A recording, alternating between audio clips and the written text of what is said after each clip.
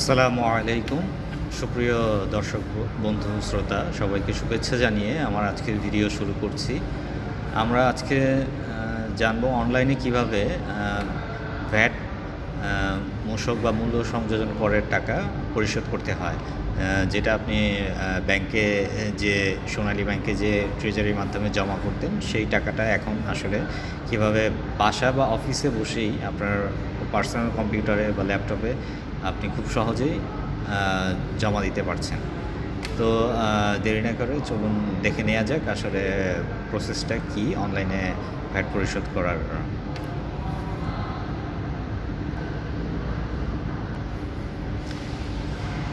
প্রথমে আপনার কম্পিউটার বা ল্যাপটপের ইন্টারনেট ব্রাউজারটি ওপেন করুন। সেখানে টাইপ করুন nbr.sblesewa.com। আপনাদের সুবিধার্থে লিঙ্কটি আমি নিচে ডিসক্রিপশন বক্সে দিয়ে দিয়েছি, সেখান থেকে আপনারা লিঙ্কটি পেয়ে যাবেন। তো উক্ত লিঙ্কে যাওয়ার পরে এই রকম একটি উইন্ডো আসবে, যেটা হচ্ছে এনবিআর সোনালী ব্যাংক ই পেমেন্ট পোর্টাল। এই উইন্ডোতে আসবে ওয়েবসাইটের ওয়েলকাম উইন্ডো। তো এখান থেকে আপনি একবারে ডানে একটু লক্ষ্য করুন, এখানে দুইটা অপশন আছে, একটা হচ্ছে ট্যাক্স পেমেন্ট আর একটা হচ্ছে ভ্যাট পেমেন্ট। তো আমরা যেহেতু ভ্যাট পেমেন্ট করব, তাই আমরা এখানে ভ্যাট পেমেন্টে ক্লিক করব। ভ্যাট পেমেন্টে ক্লিক করার পর এরকম একটি স্ক্রিন আসবে। এখানে দেখতে পাচ্ছেন লেখা আছে বিন, প্রতিষ্ঠানের বিন, প্রতিষ্ঠানের নাম, address, commissionerate, mobile number, email, tax type, VAT amount ইত্যাদি ইত্যাদি। তো আপনাদের যেটা করতে হবে, উপরে লেখা বিন এই ঘরটাতে আপনার প্রতিষ্ঠানের 13 ডিজিটের বিন নাম্বারটা লিখতে হবে। লিখে তারপরে ডান পাশে সার্চ যে বাটনটি দেখতে পাচ্ছেন সেখানে সার্চ দিতে হবে। তো সার্চ দেওয়ার পর একটু অপেক্ষা করবেন, কারণ তো প্রতিষ্ঠানের ডিটেলস লোডিং হতে একটু সময় নেবে। দেখতে পাচ্ছেন আমি একটা প্রতিষ্ঠানের বিন নাম্বার টাইপ করেছি, যদিও প্রাইভেসির কারণে সেটা আমি একটু ঘোলাটে করে দিয়েছি।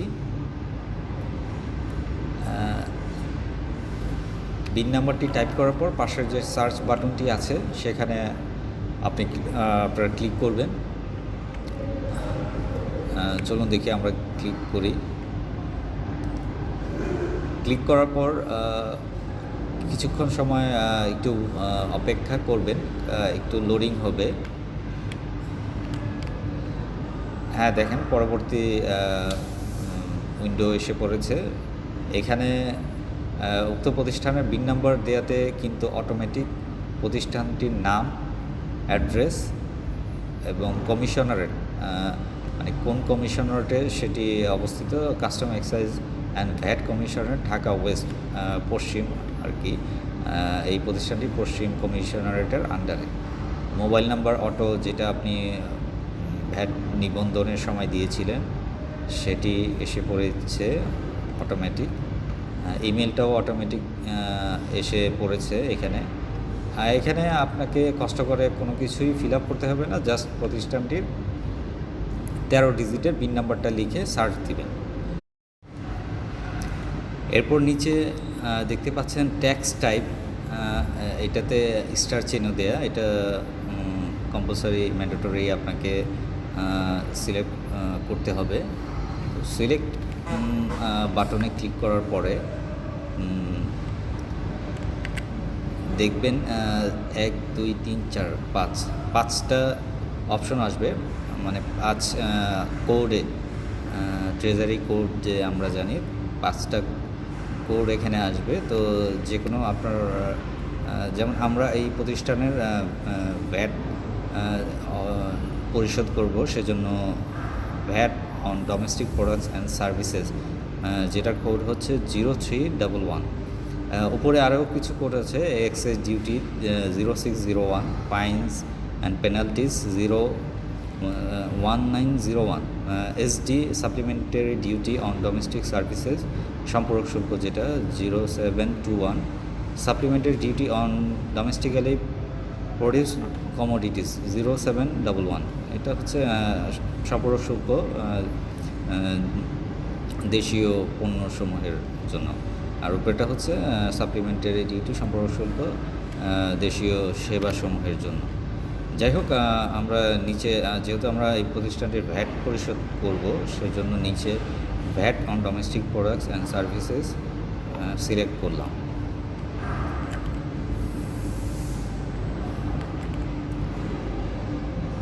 হ্যাঁ, এরপরে নিচে ওইটা সিলেক্ট করার পর নিচে পারপোজ আসবে, সেটাও স্টার চিহ্ন, এটাও অবশ্যই আপনাকে ফিল আপ করতে হবে ড্রপডাউন বক্স থেকে নিয়ে।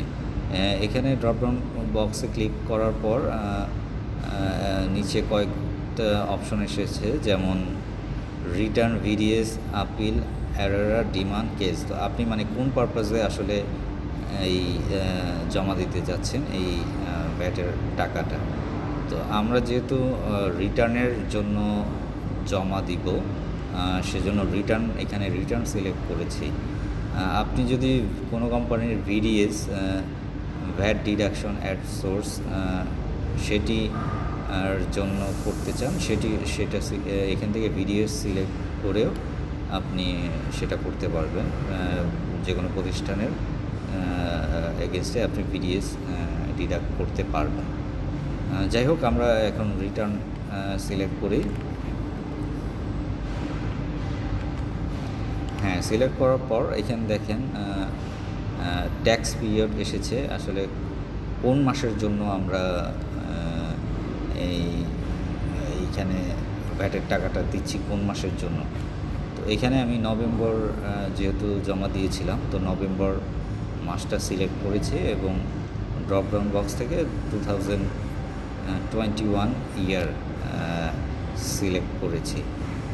এরপরে ভ্যাটের অ্যামাউন্ট, যেটা আমি ক্যালকুলেশন করার পর আমার যে অ্যামাউন্টটা আসছিল, আমি অল্প একটা অ্যামাউন্ট, যেটা শূন্য রিটার্ন ছিল ওই প্রতিষ্ঠানের, এবং গোডাউন রেন্টের ভ্যাট ছিল, তার জন্য 2250 টাকা আমি পরিশোধ করতে চাচ্ছি এই অনলাইন পেমেন্ট পোর্টালের মাধ্যমে।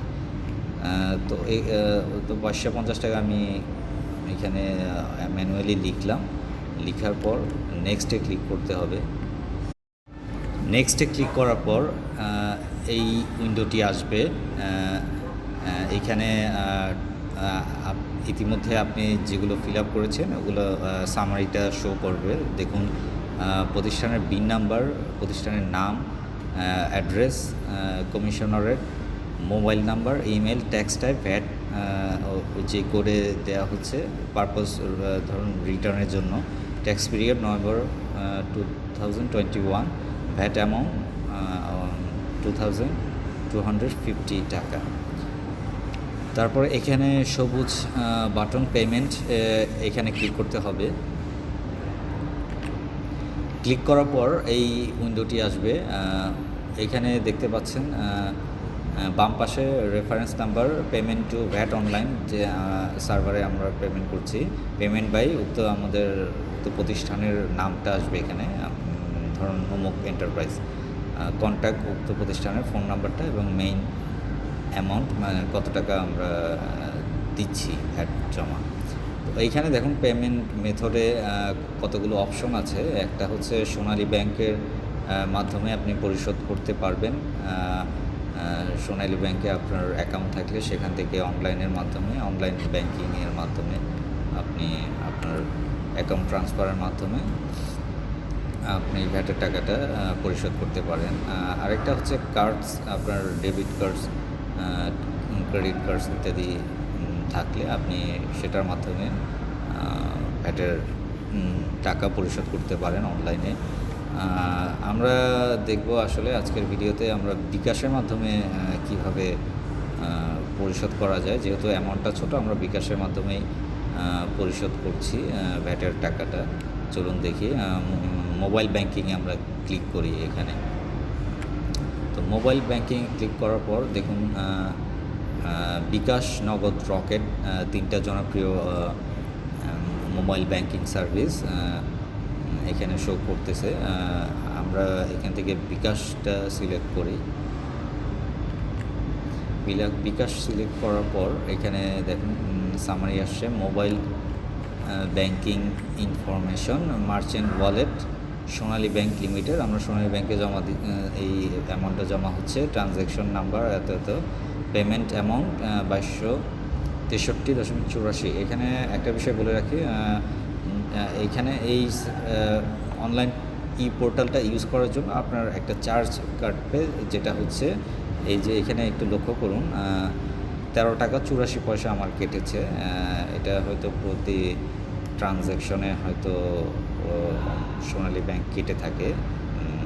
যাই হোক, এটা সহ আমার মূল ভ্যাটের অ্যামাউন্ট হচ্ছে 2250, আর সাথে 13 টাকা 84 পয়সা যোগ হয়েছে 2263 টাকা 84 পয়সা।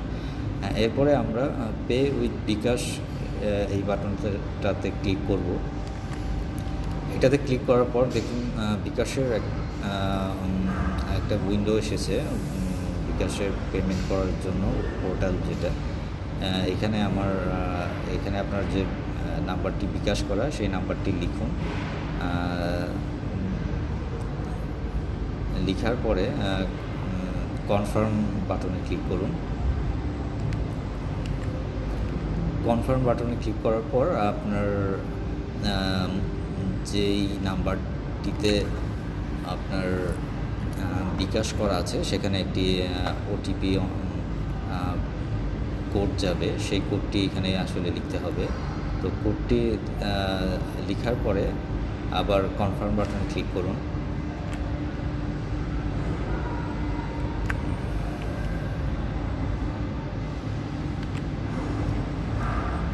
কনফার্ম বাটনে ক্লিক করার পর দেখুন এখানে আপনার যে বিকাশের যে পিন নাম্বারটি আছে সেই পিনটি এখানে আবার লিখতে হবে। সেই পিনটি দেওয়ার পরে আবার কনফার্ম বাটনে ক্লিক করুন। হ্যাঁ, কনফার্ম বাটন ক্লিক করার পর অলরেডি পেমেন্ট কিন্তু হয়ে গিয়েছে। এটি হচ্ছে ট্রেজারি চালান, E-Challan বা ইলেকট্রনিক্স চালান। এই চালানটি আপনি প্রিন্ট দিয়ে রাখতে পারবেন বা ডাউনলোড করে রাখবেন। পরবর্তীতে যখন মাসিক দাখিলপত্র বা মূসক 9.1 সাবমিট করবেন তখন এই চালানটির প্রয়োজন হবে। এর চালান নাম্বার এবং ডেট নাম্বারটা তখন লাগবে 9.1 সাবমিট করার জন্য। ইনশাল্লাহ পরবর্তী ভিডিওতে আমি দেখানোর চেষ্টা করব এই E-Challan বা অনলাইনে পেমেন্টকৃত মূসকের টাকা কিভাবে মূসক 9.1-এ আপনারা দেখাবেন। তো বন্ধুরা, আমার আজকের ভিডিও এই পর্যন্তই। ভিডিওটি যদি আপনাদের ভালো লেগে থাকে তবে অবশ্যই চ্যানেলটিতে সাবস্ক্রাইব করবেন এবং লাইক, কমেন্ট, শেয়ার করে সাথে থাকবেন। ধন্যবাদ সবাইকে। আসসালামু আলাইকুম।